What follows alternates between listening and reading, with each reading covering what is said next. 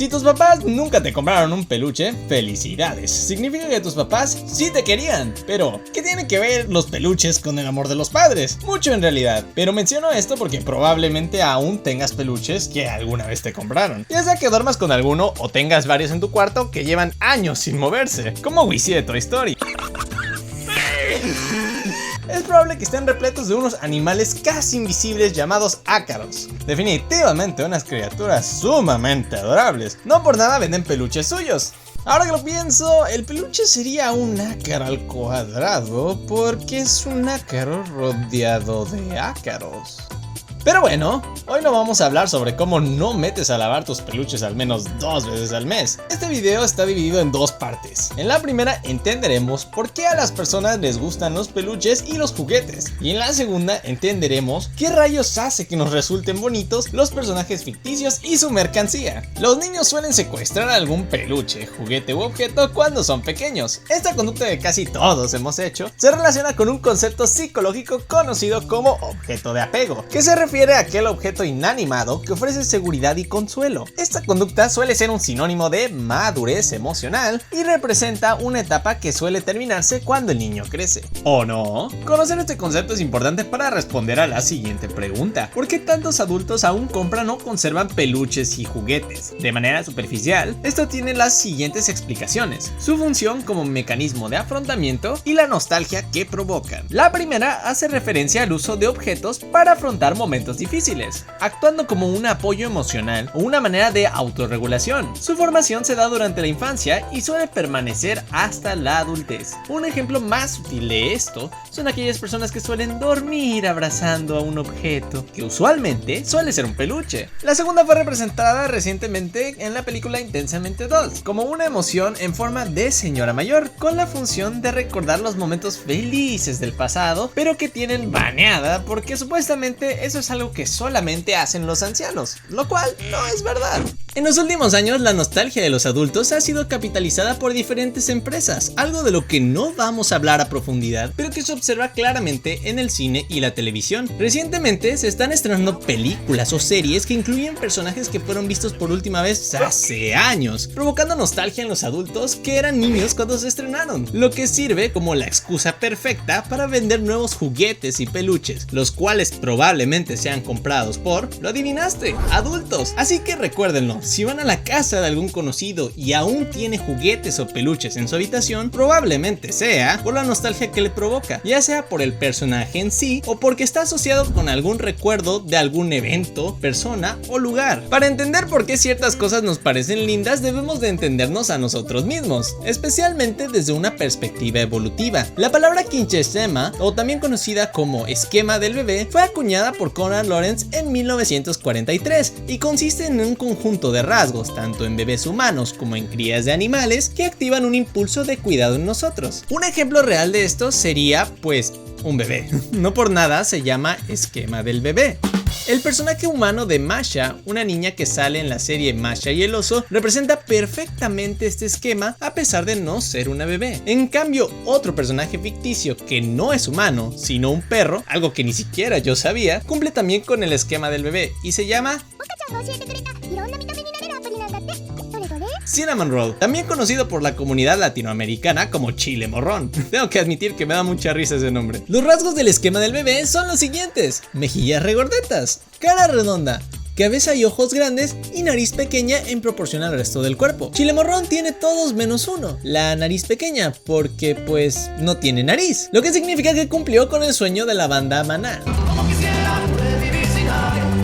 Existen un montón de personajes que han sido diseñados con el objetivo de ser lindos o adorables. Estoy seguro de que probablemente habrás pensado en alguno de ellos. Más allá del esquema del bebé, se han establecido clasificaciones modernas para aquello que es lindo o adorable. Pero antes de hablar sobre ellos, debemos de culturizarnos transportándonos a Japón, específicamente en los años 70, cuando la palabra kawaii despegó masivamente gracias a las mujeres adolescentes, que la utilizaban para referirse a todo lo que es tierno, lindo e infantil, convirtiéndose en el primer mercado masivo para productos adorables.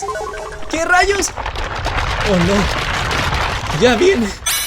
Fue el año 1975 cuando se creó el personaje que marcaría un antes y un después para la sociedad, Hello Kitty, que a pesar de no tener boca, estaba en la boca de todos. Una gatita que se volvió un icono representativo de lo kawaii. Tanto así que hasta el día de hoy se siguen vendiendo miles de productos con su cara, tanto para niños como para adultos. En los últimos años, la estética kawaii ha cambiado muchísimo, incorporando elementos más oscuros, complejos e incluso un poco contradictorios, lo que demuestra lo versátil que puede ser. Estas nuevas formas de kawaii proponen una mirada distinta a la tradicional. En lugar de enfocarse en lo negativo dentro de lo tierno, juegan con el contraste entre lo adorable y otras cualidades, creando nuevas y sorprendentes maneras de sentir lo kawaii y así ampliando lo que entendemos como lindo. A partir del término kawaii han surgido nuevas subcategorías de la ternura, las cuales combinan efectos aliados y contradictorios. Ahora hablaremos sobre 4 de ellas, explicando a qué se refieren y con ejemplos. ¿Quién sabe? Capaz si menciono tu personaje favorito.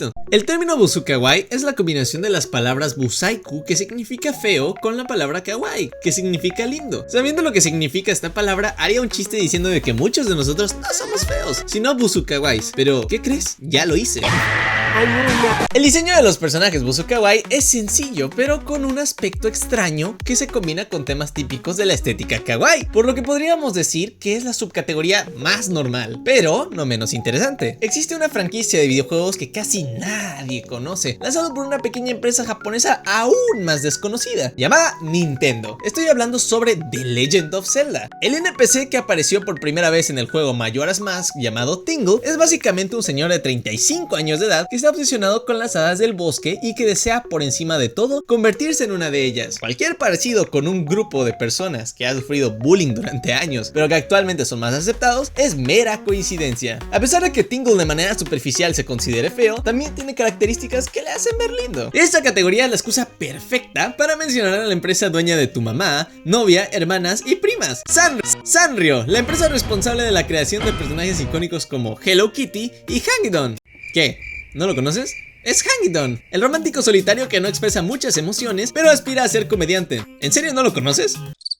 La realidad es que no es de extrañarse, no se considera un personaje popular porque a diferencia de sus compañeros, este es un pez, un animal que no muchos consideran lindo, pero esto explica por qué se considera busu kawaii. Por último, mencionaré rápidamente otro personaje de Sanrio, Gudetama, un huevito estrellado que casi siempre está cansado, el cual a mi parecer es más lindo que feo, pero que, al ser poco convencional, también clasifica como busu kawaii. El término suyo kawaii está compuesto por una combinación de palabras japonesas, suyoi, que significa fuerte o resistente, y kawaii, que significa lindo o adorable. Este término se popularizó en el año 2000 gracias a la cantante japonesa Kumi Koda para describir a las mujeres seguras, atractivas y poderosas que conservan su feminidad y dulzura. Este tipo de mujeres ha sido representada principalmente en el anime, un estilo de animación de origen japonés, teniendo como ejemplos a Sailor Moon, Asuka Langley, Nana Osaki y Mikasa Ackerman. A continuación les presentaré al personaje más representativo de lo Tsuyo Kawaii, aquel en el que muchas mujeres basan su personalidad. El personaje que marcó un antes y un después, casi equiparable al de Hello Kitty. Estoy hablando de Peku. Nah, en realidad estaba hablando de Kuromi, un personaje creado en Japón en el año 2005 y que a pesar de no estar en el top 3 de popularidad de personajes Sanrio en 2025, ha tenido un gran impacto cultural, incluso ganándole a Kitty. Kuromi no sigue las reglas, es atrevida, tiene una personalidad fuerte, rebelde y segura, lo que ha hecho que se convierta en un personaje popular entre los fanáticos del punk, la cultura emo y la cultura gótica, pero también ha sido utilizada por personas que no pertenecen a estas subculturas. Tanto ha sido su impacto que surgió el término Kuromi Core, una estética femenina oscura basada en el personaje de Kuromi, con una vestimenta cuya característica principal es que tiene una paleta de colores negro, rosa y morado pastel. Técnicamente, las fans de Kuromi son la variante moderna de las chicas Hello Kitty. El término kimokawaii es una expresión coloquial japonesa que combina dos opuestos: kimoi, que significa repugnante o asqueroso, y kawaii, que significa lindo o bonito. Un personaje conocido a nivel internacional es Mickey Mouse. espera, ese no es Mickey Mouse. Se supone que debe verse así. Resulta que en Japón existen variantes oficiales de los personajes de Mickey Mouse aprobadas por Disney, conocidas como Cubic Mouth, teniendo como característica principal una boca cuadrada rectangular con labios gruesos y mostrando los dientes, además de compartir similitudes con el estilo de modelado 3D Low Poly, que crea objetos simplificados de aspecto geométrico. A primera vista estos personajes se ven anormales, ya que estamos acostumbrados al otro Mickey Mouse, el que se ve más amigable y es más expresivo, mientras que estos se ven raros. Sin embargo, esto no significa que los japoneses o incluso algunos de los que están viendo este video piensen que aún así se ven lindos, lo que nos permite entender lo Kimokawaii. ¿Dónde podemos observar lo Kimokawaii en la vida real? Pues resulta que existen dos ejemplos y ambos habitan en el mar. El primero es el pez borrón. Es probable que no lo reconozcas al ver esta foto, pero ¿qué tal esta? Pobre pez. Se ve así por los cambios de presión que experimenta al subir a la superficie. Este pez comparte la característica de los labios gruesos con el Cubic Mouth Nikki, además de que tiene una aparente nariz grande y alargada, dándonos un aspecto de cara deforme. Su apariencia física para muchos resulta desagradable. Sin embargo, también es verdad que por su forma y semejanza humana, también puede ser lindo para algunos. El segundo habitante del mar son los isópodos marinos. Estos habitantes del fondo marino son crustáceos que tienen semejanzas con su versión terrestre, llamada cochinilla. Al parecerse a los insectos, muchas personas consideran a estos animales desagradables. Sin embargo, en Japón es otra historia. Un ejemplo es lo ocurrido en el acuario de aguas profundas de Numazu, donde el inventario de 140 peluches de isópodos marinos se agotó en tan solo un par de horas. Como soy un amante de las criaturas marinas, admito que yo sí lo compraría, lo que significa que al parecer me gusta lo Kimokawaii y ni siquiera yo lo sabía. Escribe en los comentarios si tú también comprarías este peluche. Finalmente llegamos a la última subcategoría, Guro-kawaii, un término japonés compuesto por dos palabras, Guro, que significa grotesco, y kawaii, que significa lindo. Cuando se menciona la palabra grotesco, ¿a qué nos referimos? El ejemplo más cercano que tienen las personas no japonesas son las películas de terror de clasificación C o D, que incluyen elementos tan gráficos que suelen causar repulsión, aunque también pueden provocar morbo, lo que explica su rentabilidad. Suena contradictorio que algo tan grotesco pueda ser lindo, incluso imposible de concebir a menos que seas japonés. Irónicamente, el primer ejemplo de lo Guro-kawa no provino de Japón, sino de América, en el año 1999 con la creación de los Happy Tree Friends, una serie web americana que se popularizó gracias a YouTube en el año 2008. Miren qué bonitos, están escuchando cómo toca el baño, no creo que... ¿Por qué hay tanta salsa de tomate? ¡Órganos! ¡Órganos por todas partes!